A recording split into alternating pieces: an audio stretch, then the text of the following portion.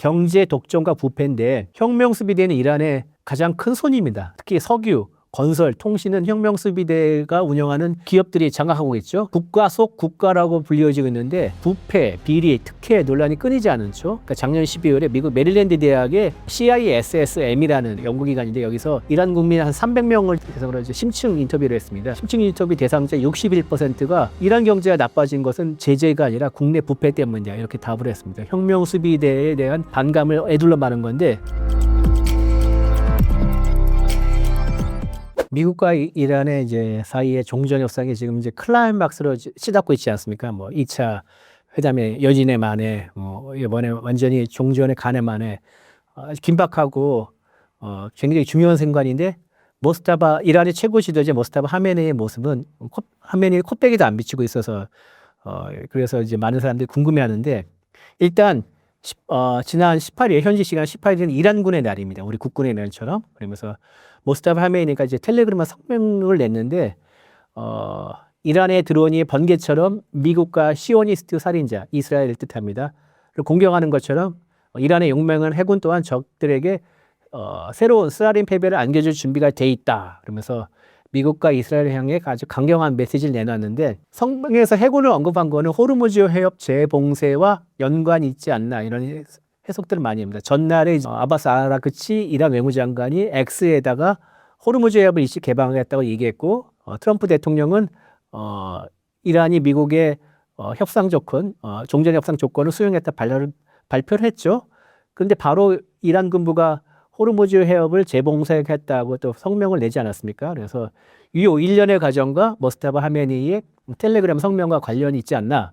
그래서 왜 이렇게 안 나오냐 할 때 일단은 심각한 부상을 입은 것 같습니다. 모스타파 하메니는 개전 첫날에 2월 28일 아버지인 알리 하메니 사망했을 때 테헤란 관저에 이제 이스라엘 공습 사망의 당시에 같이 현장에 있었던 것으로 보이며 그때 심각한 부상을 입었습니다. 그래서 공습 때문에 얼굴에 이제 지울 수 없는 흉터가 남았다. 아니면 또 다리가 크게 다쳐서 걷기가 힘들다. 뭐 거동이 불편한 상태이다. 이런 이제 추측들이 나오는데 아직 확인은 되지 않습니다. 그러나 이런 상황의 가능성이 크고 아시다시피 이란의 신정 체제고 라흐바르인 모스타바 하메니가 최고 지도자의 역할을 하는데 얼굴에 흉터가 있거나 아니면은 이렇게 몸이 불편한 상태로 나타나는 것 자체가 정권의 권위와 카리스마에 치명적인 손상을 줄 수도 있다. 이런 설명이 해석이 나오는데 이게 설득력이 있은 것 같습니다. 그래서 그가 이제 완전히 건강에 모스타바의 건강이 완전히 회복돼서 강력한 지도자의 모습을 보여줄 때까지는 노출을 자제하려고 하는 게 아닌가 이런 생각이 들고요. 그리고 무엇보다 트럼프랑 이스라엘은 모스타바 하메니를 제1의 목표로 삼고 있죠. 그래서 모스타바가 특정 장소에서 영상 메시지를 내보낼 경우에 또는 대중연설을 할 경우에는 그 위치가 실시간으로 추적돼서 또 참수 공격의 대상이 될 수 있을까? 이걸 우려해서 테헤란이 아닌 제3의 장소, 뭐 예를 들면 이제 종교 도시인 쿠메에 있다는 뭐 얘기도 있는데 거기서 이제 서면을 통해서 국정을 운영하는 게 아닌가 이런 또 해석도 있습니다. 그래서 그리고 또 이제 모스타바가 아버지의 뒤를 이어서 최고 지도자가 되는 거 이란 내부에서 논란이 무척 많았습니다. 이란은 공화정이죠. 왕정이 아니라. 그런데 부자승계는 이 공화정의 기본 질서에 위배되는 거죠. 그 전쟁 중에 라흐바르 선출하는 88명의 전문가의 얘기가 있는데 이게 전쟁 중이기 때문에 화상으로 열렸습니다. 그래서 투표는 3월 3일에 했는데 결과는 3월 8일에서 발표했거든요. 그래서 왜냐 이 화상회의가 법적인 타당성을 가지고 있는데 거기 안에서도 내부적으로 논란이 많았다 합니다. 실제로 대면에 모여가지고 한 장소에 회합을 해서 해야 되는데 화상화하는 게 이게 의결권을 제대로 행사하는 거냐 뭐 이런 논란이 있었다고 합니다. 그래서 현재 모스타바는 휴전 협상 과정의 핵심 측근을 통해서 지금 이제 자신의 지시를 내리는 것으로 보이고 실제로 국정을 운영하고 있나 또 얼마큼 운영하고 있는지는 아직 확신은 어느 정도인지는 확인이 되지 않은 상태입니다. 이란 내부에서 혁명 스피드에 대한 반감이 최근 높아졌다는 그런 보도가 있는데요. 가장 큰 이유는 지난해 말과 5초에 있었던 대규모 반정부 시위죠. 그리고 또 그 둘째 이유는 이제 이번 미국과 이스라엘, 그 이란과의 전쟁이죠. 그래서 이 두 사건을 겪으면서 혁명 수비에 대한 이란 국민의 반감이 더 커졌다고 합니다. 물론 아직까지는 혁명 수비는 여전히 정권의 핵심 기구고 총성도가 높습니다. 그래서 체제 붕괴를 논하는 시점은 아직 무척 이릅니다. 그러나 민심은 분명히 악화한 거는 사실이라고 볼 수가 있습니다. 일단은 첫째 이유는 시위의 잔인한 진압이죠. 작년 말부터 있었던 전국적 시위에 이슬람 혁명수비대와 그 다음에 그 수하인 바시즘 민명대가 동원이 됐는데 아주 잔혹하게 진압을 했죠. 기관총, 중기관총을 쏘고 이런 얘기들 많이 있는데, 그래서 당시에 이제 시위대는 혁명수비대 본부도 공격하거나 아니면은 혁명수비대의 어떤 상징과 같은 솔레이마니 동상을 거셈 솔레이마니 동상을 철거했었죠. 그리고 근데 그래서 이제 혁명수비대는 이번 전쟁에 일어나고 난 다음에 시위가 또다시 일어날 경우는 지난 1월보다 더 잔혹하게 진압하겠다 이런 의사도 여러 번 경고를 했고요. 그리고 주요 교차로에 혁명수비대나 바시즘 민병대가 항상 주둔하면서 움직임을 통제하고 군중들이 모이는 걸 막았죠. 그래서 이제 이런 상황이 더 민심을 자극했지 않았나. 그리고 둘째, 경제 독점과 부패인데 혁명수비대는 이란의 가장 큰 손입니다. 특히 석유, 건설, 통신은 혁명수비대가 운영하는 기업들이 장악하고 있죠. 그래서 국가 속 국가라고 불려지고 있는데 부패, 비리, 특혜 논란이 끊이지 않죠. 그래서 2015년 12월, 그러니까 작년 12월에 미국 메릴랜드 대학의 CISSM이라는 그 연구기관인데 여기서 이란 국민 한 300명을 정도로 해서 이제 심층 인터뷰를 했습니다. 근데 여기 그러면 그 당시에 심층 인터뷰 대상자 61%가 이란 경제가 나빠진 것은 제재가 아니라 국내 부패 때문이다 이렇게 답을 했습니다. 혁명 수비대에 대한 반감을 에둘러 마는 건데 그래서 그런데 이렇게 생각합니다. 전쟁 때문에 경제 피해가 더 커지니까 결국 혁명 수비대의 모험주의 정책 때문에 우리가 일반 국민 피해보지 않나 이런 목소리가 커지고요. 여기 더해 아가제데라고 있습니다. 아가제데 페르시아 말로 높은 사람의 자녀, 그러니까 우리말로 쉽게 말하면 금수저죠. 이란의 금수저. 이란의 금수저 아가자데는 고위 성직자나 혁명 수비대 간부의 같은 고위층의 자녀들이나 친척을 가리키는 말인데 일반 국민들의 지금 배고파서 지금 하루를 근근히 살고 있는데 아가제데는 이란 내부나 아니면 해외 심지어 전쟁으로 미국에서도 아주 호화스럽게 살고 있습니다. 가장 비근한 예가 지난해 10월에 알리 샴칸이 전 이란 국가안보회의 사무총장의 딸이 결혼식이 있었습니다. 근데 그때 결혼식 때 사진을 보니까 샴칸이의 딸이 히잡을 안 쓰고 하얀 드레스만 입고 아버지와 환히 웃고 찍는 사진이 나왔었는데 아시다시피 2022년 마우사 아민이라는 22세의 여성이 히잡을 쓰지 않았다는 이유로 체포됐다가 의무사하면서 그 당시에 큰 시위가 벌어지지 않았습니까? 그러니까 이런 사건과 대조적이라 해서 이란 민심이 되게 출렁인 적도 있습니다. 셋째는 전쟁 패배 의식과 정치적인 과도한 영향력이죠. 최근에 이제 이 전쟁으로 혁명수비대 고위 지도부가 참수 작전을 많이 또 제거가 됐죠.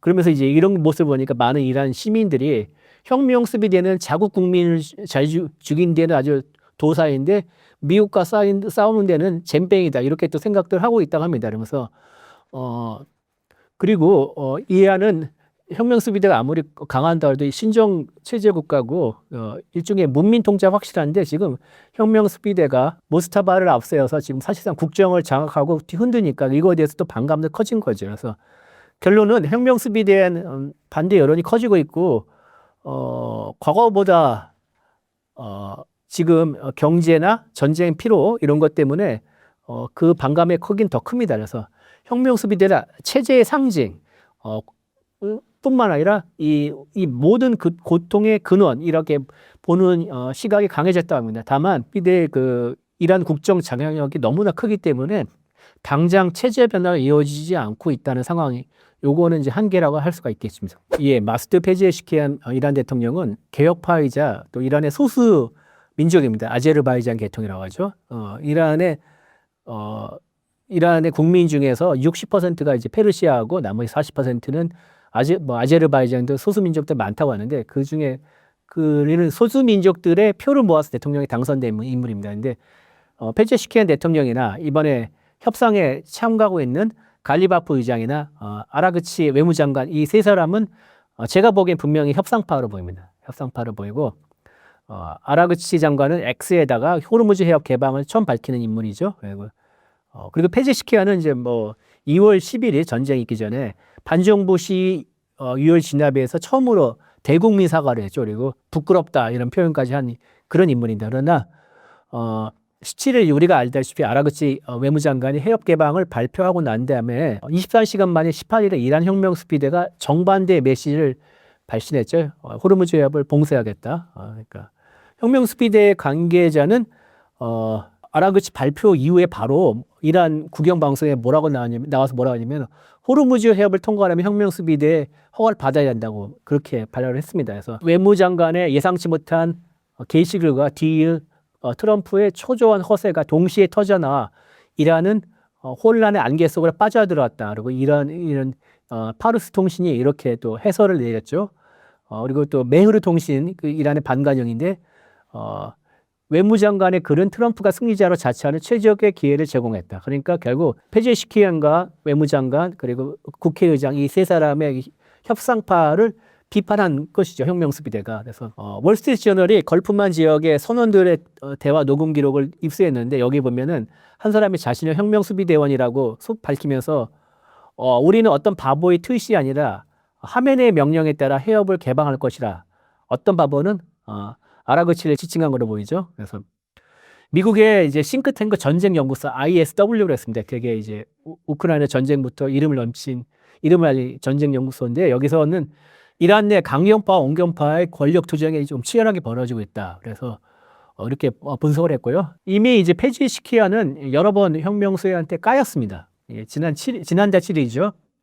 이란의 UAE 등 중동의 형제 국가들을 상대로 뭐 미사일과 드론 공격을 계속한 데에서 페제시키안이 사과한다고 밝혔는데 지난달 7일이죠. 그런데 혁명 수비대는 오히려 페제시키의 사과에도 불구하고 이 행위를 멈추지 않으면 더 강도를 높였죠. 지난달 말에 페제시키안이 휴전하지 않으면은 이란 경제를 한 달 내 붕괴한다 이렇게 얘기했는데 이후 이제 외신 보도에 따르면 혁명 수비대가 대통령에게 항의를 하고 대통령의 권한 행사를 저지했다 이런 또 보도가 나옵니다. 그래서 결국 이제 중요한 건 모스타바 하메니인데 하메니는 18일 이란군의 날에 이제 이란군 해군을 칭찬하는 글을 올리면서 사실 해협봉사 쪽에 손을 들어준 거죠. 그래서 모스타바가 입지가 약하고 혁명수비대 허수아비가 아닌가 개인적으로 좀 의심하고 있는데 모스타바와 혁명수비대가 한 배를 타면은 페제시키안은 어쩔 도리가 없습니다. 그래서 한계가 있을 수밖에 없고 그리고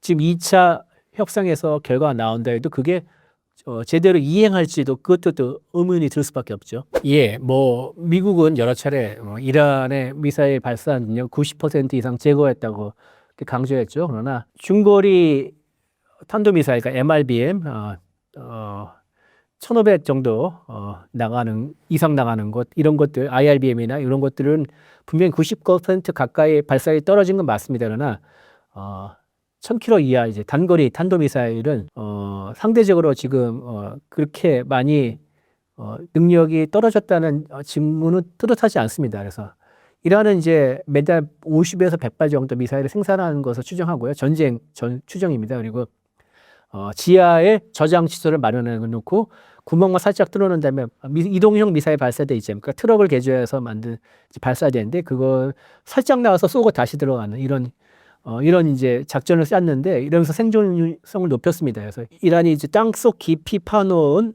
미사일 저장 지하 시설을 그런 이제 미사일 시티라고 이런 표현을 붙였죠. 그래서 이란이 이제 미국과 휴전 기간에 미사일 기지 입구를 막고 있는 잔해를 제거하고 있는 작업을 하고 있다고 14일에 CNN이 보도를 했죠. 그래서 트랙터랑 뭐 덤프 트럭 같은 것들 동원해 가지고 지금 미사일 시티의 입구에 이렇게 뭔가 쌓아놨는데 그거를 지금 파내고 있다, 퍼올리고 있다. 그래서 휴전이 끝나면 다시 미사일을 줄기차게 쏘겠다 이런 의도가 아닌가 이렇게 평가하는데 미 정보 당국이 한 달 정도 이제 전쟁이라고 한 달 정도 이후에 평가를 뭐라고 하냐면 전체 미사일 발사대 태중에 절반 정도만 파괴한 것 같다. 그래서 정확히 말하면 전쟁 전과 비교하면은 전체 미사일 드론 전력의 3분의 1 파괴는 확실한데, 그리고 나머지 3분의 1은 지하 시티에 지금 매몰돼 있거나 아니면 그 안에 있는 것 같다.